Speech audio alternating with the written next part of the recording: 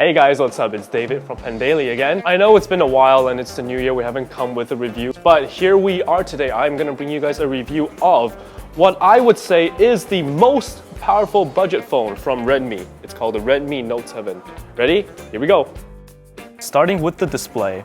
6.3-inch water drop display with a 19.5:9 aspect ratio and a 2340 x 1080p resolution.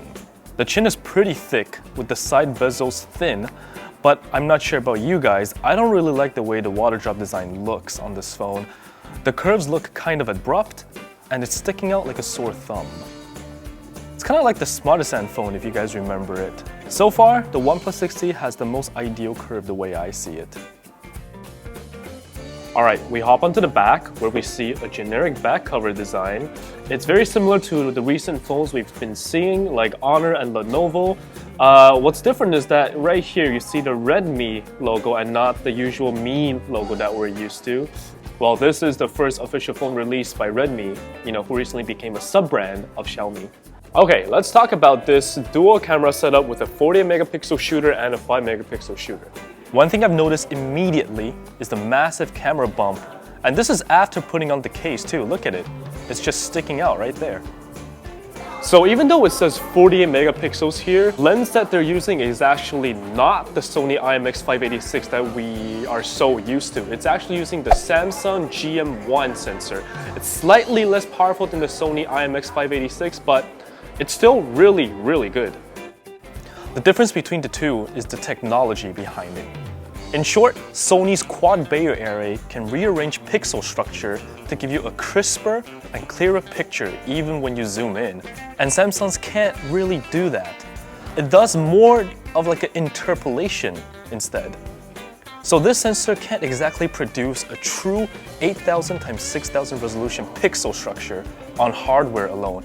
It has to rely on the algorithm to make up for it. But hey, seriously, this is a $150 budget phone. The Samsung GM1 is really more than enough.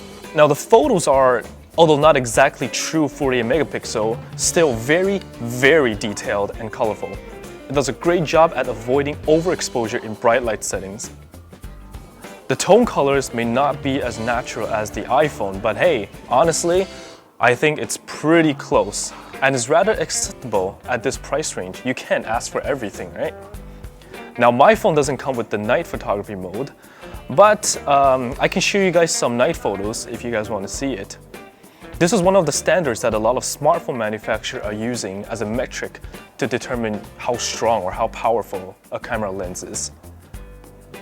So in bright light settings, you can see that there's no lag really.